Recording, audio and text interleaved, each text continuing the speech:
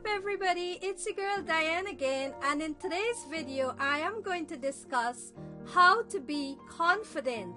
I will be breaking down 3 best ways to be confident and not awkward. First and foremost, confidence is a very tricky little thing. Confidence is not something you have, it's something you create. Confidence is nothing more than a sense of power in yourself. It's the feeling of certainty that you can accomplish whatever you set your mind to. Confidence comes from within, and you can find ways to be confident at any time. So without further ado, let's begin with the first part. Part 1. Appearing confident. Step 1. Look the part. If you know that you look like a confident, capable person, eventually you'll start to feel like a winner too. You should dress how you feel best, not what you think confident is. Try these simple tricks. Devote a little time each day to personal hygiene and making sure you're presenting yourself well. Shower daily, brush and floss your teeth, and groom your skin and hair. Dress for confidence. You don't have to buy a whole new wardrobe to feel better in your clothes. As long as you're clean, comfortable, and feel good, you're set up for confidence. Remember, you look more confident when you are enjoying what you wear. Be careful not to base your confidence on your outside appearance. Practice wearing clothes that make you feel confident for a whole day, and try feeling confidence without basing it on appearance.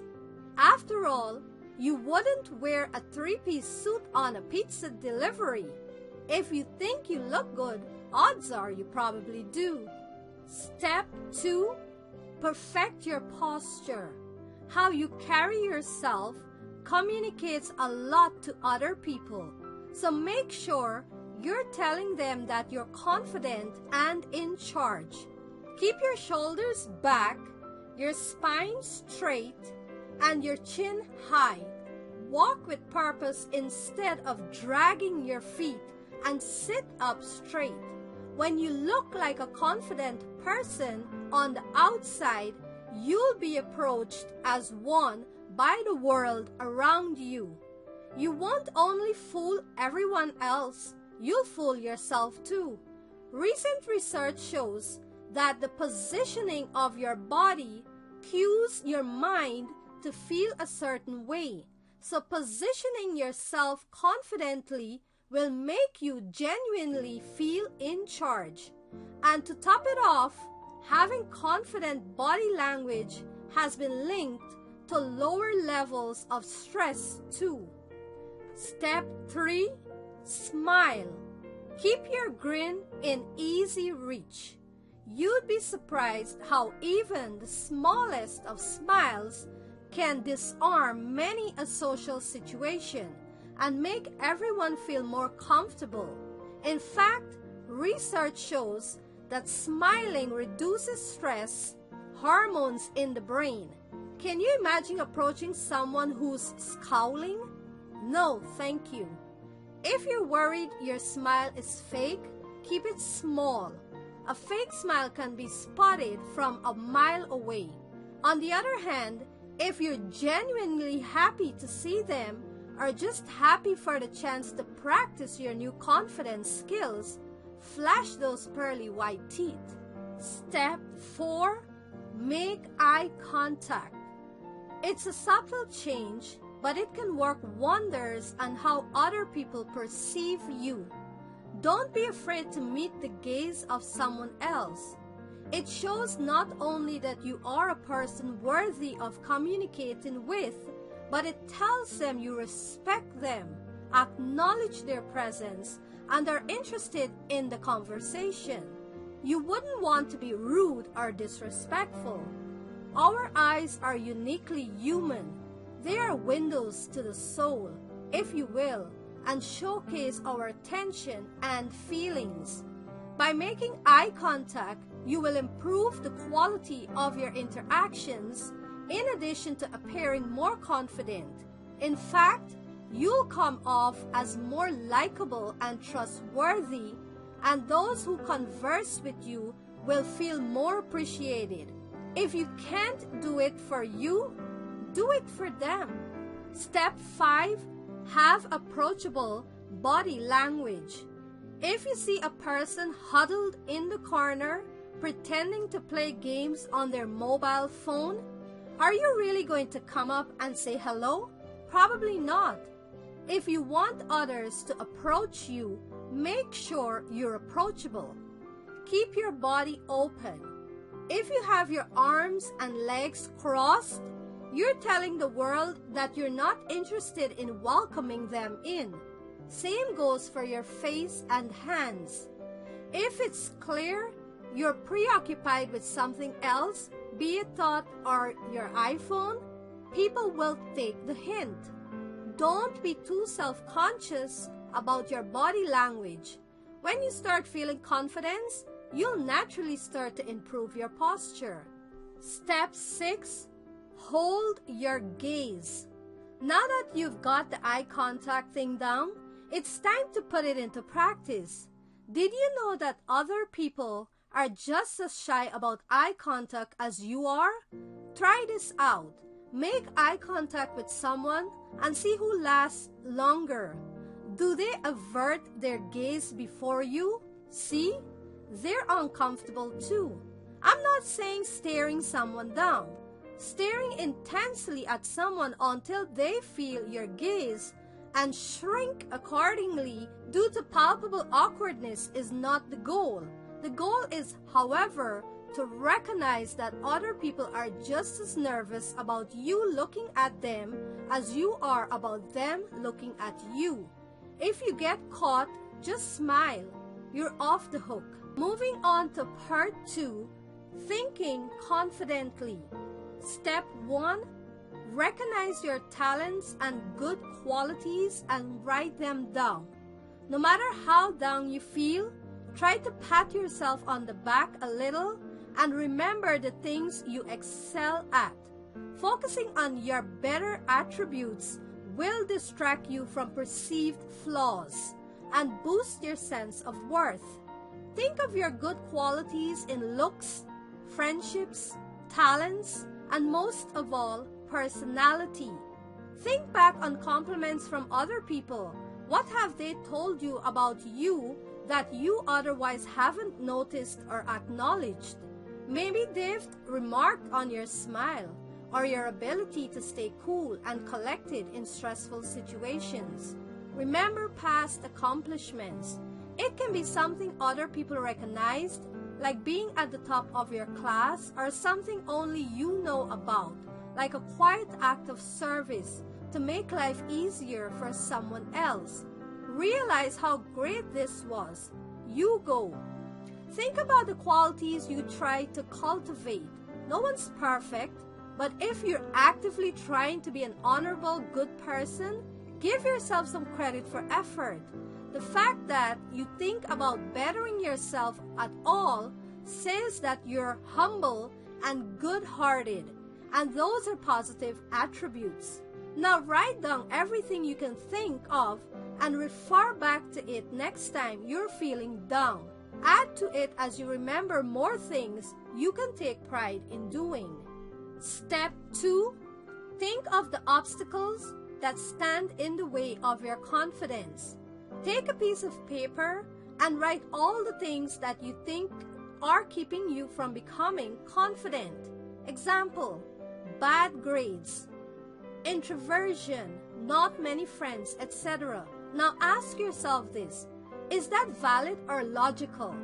Or are these just assumptions on my part? For your information, the answers are no and yes, respectively. How in the world does it make sense that one thing determines your self-worth?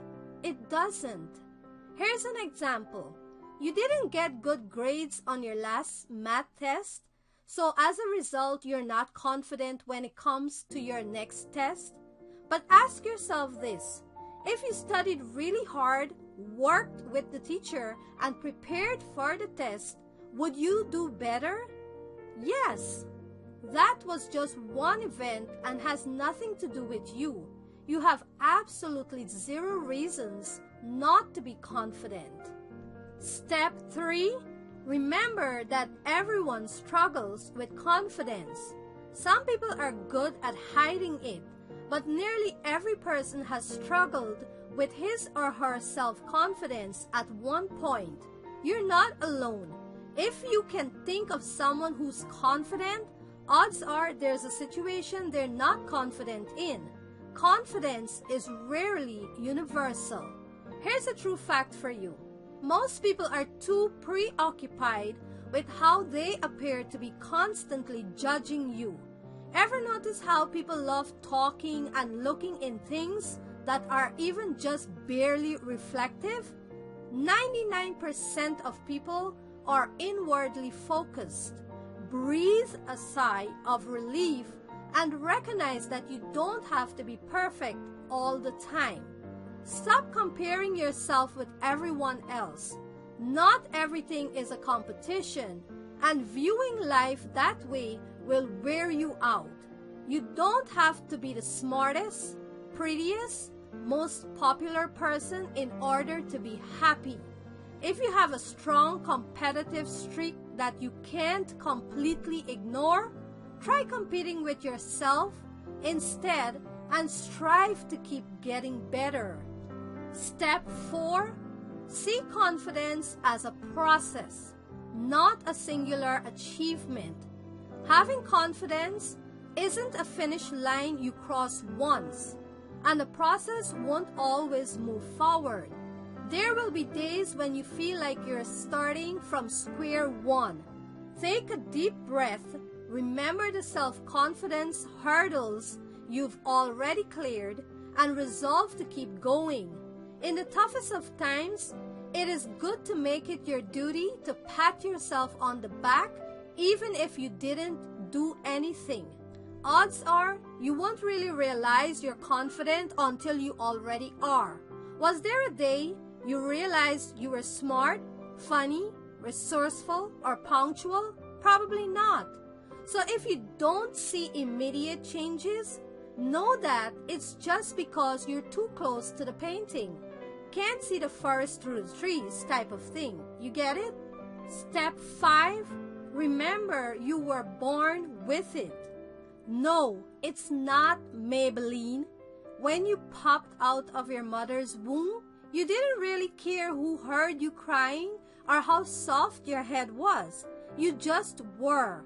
It was society that pointed a finger at you and made you feel as if you had to measure up. It was learned. You know what they say about learned things? They can be unlearned. Tap into that confidence that you were born with. It's there. It's just buried under years of exposure to praise, threats, and perceived judgments. Take everyone else out of the picture. They don't matter. They have nothing to do with you. You is good. You exist apart from any other judgment. Step 6. Get out of your head. A lack of confidence has nothing to do with the external world, so you have to get out of your head. If you catch yourself having an inner dialogue, just stop. The world is swirling around you. Swirl with it. The only moment that exists is now. Don't you want to be a part of it? So much of the world exists outside your head. If we're going with the assumption that reality is as it seems, constantly thinking about what you feel or look like takes you out of the moment. Practice not thinking about the past or the future. Concentrate on what's in front of you. There's probably something exciting about. Finally, moving on to part 3, practicing confidence. Step 1. Embrace your interests. If there's a sport or hobby you've always wanted to be good at, now's the time. Improving your skills will reinforce that you are talented and subsequently boost your confidence. Learn a musical instrument or a foreign language. Take up an art form like painting. Start building projects, whatever it is that catches your interest. Don't get discouraged if you're not immediately awesome. Remember that learning is a process, and you're in it for the small victories and the relaxing recreation time, not to be the best ever. Take up a hobby you can do with a group. Finding like-minded people who share your interests can be an easy way to make friends and build confidence. Look around your community for groups you can join or find kinship with fellow hobbyists. Step 2. Talk to strangers. Straight up, confidence is more than just a state of mind. It's habit. That's all humans really are. So in order to be confident, you've got to do confident things. One of those is making conversation with strangers. It's intimidating at first, but each time you'll be more and more unfazed. No, that won't creep strangers out unless you're a smelly, aggressive person. If someone says hey, smiles at you, and asks you whether they should go to Starbucks or Coffee Bean, how are you going to feel? Probably good. Everybody likes to be the hero. Talk to the other people and be spontaneous. You're just brightening up their otherwise dull day. You don't have opportunities, huh? How about the barista at your coffee shop, the girl at the checkout counter, or your grocery store? Random strangers you pass on the street. Step 3. Don't over-apologize. Being able to say you're sorry is a good trait and something too many people struggle with. However, be careful to say it only when necessary.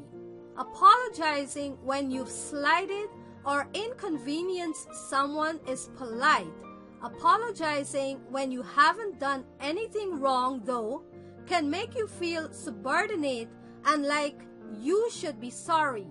Before it slips out of your mouth, take a second to make sure this is a situation that actually needs an apology from you. Use workarounds. You can express your sympathy or regret without actually apologizing.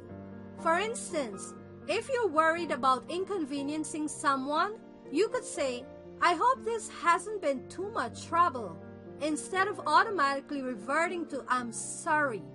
Apologizing needlessly makes you seem unsure of yourself. That doesn't make sense because you are inferior to no one. Why apologize if you didn't do anything wrong? After all, do you really mean it? And if you apologize all the time, it loses value. Being sorry for everything means you're sorry for nothing. Think of I'm sorry like I love you. It should only be said with care. Step 4. Accept compliments gracefully. Don't just roll your eyes and shrug it off. Own it. You deserved it. Make eye contact, smile, and say thank you. Being nice about it when someone else wants to compliment you doesn't compromise your humility. It shows that you're polite and have a secure sense of self-worth. Pay a compliment in return. If you're still uncomfortable taking compliments, try giving one back after you've accepted. This can help you feel like the score is even and you haven't been too prideful. Step 5. Build your confidence by helping others. Take time to pay someone else a compliment or do an unannounced good deed. You'll brighten their day and you'll feel better about yourself. When you become a source for positivity, others will seek to be around you. bolstering the good vibes. Lots of people aren't good at receiving compliments. Odds are, if you give someone one, they'll respond with one in return. Just make sure you mean it, or they might respond skeptically. Hey, I really like that shirt you're wearing. Was it made in China? Might not get the best response. Step 6. Drop those who bring you down. It's hard to be confident in a group of people that you feel are constantly judging you. You could naturally be the most extroverted, loud, self-assured person, but with these people, you turn into a puppy dog that hasn't been cared for well enough. Those people need to be dropped like a bad habit, and now. It's important that you surround yourself with others who you feel make you feel like you're the best version of you there could possibly be. It's only around these people that you'll be able to make the growth you want to and can make. Step 7. Slow down. A lot of people don't do crowds.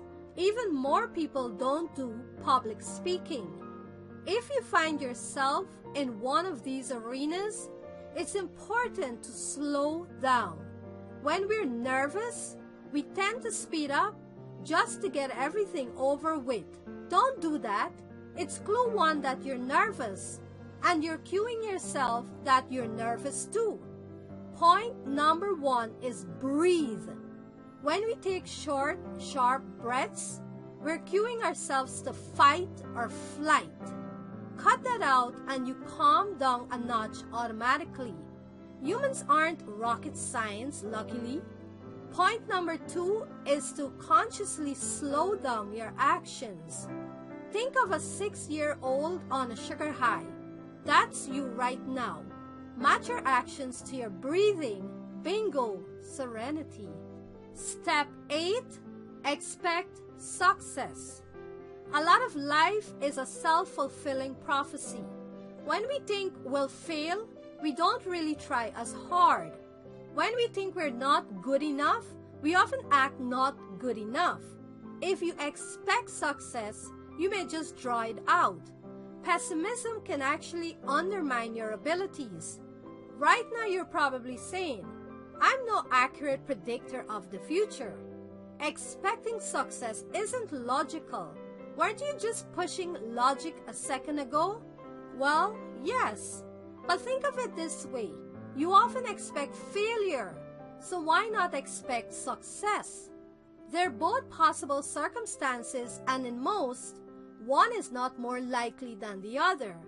Focus on what you want rather than what you don't want.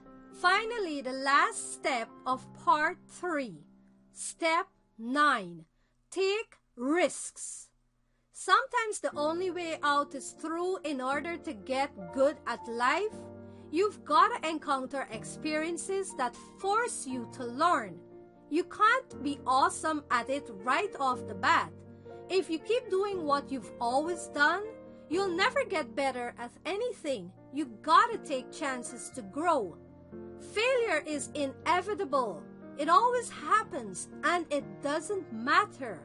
The only part that matters is that you get back up. Everyone experiences setbacks, but not everyone gets back up. It's the getting back up that builds confidence, and you've got to fail in the first place to do so. So go out of your comfort zone to help you learn from experiences and grow more confident. So hope that this video has been helpful. Here are the steps recap. Part 1, appearing confident. Part 2, thinking confidently. And Part 3, practicing confidence. So to all my friends out there, these are the steps to helping you be more confident rather than awkward. Hope that it has been helpful. If it has, please subscribe to my channel, as I will be continuing to do more videos like these. And of course, give this video a thumbs up And don't forget to click on the notification bell for future video uploads. See you soon in my next video. Have a blessed day and bye!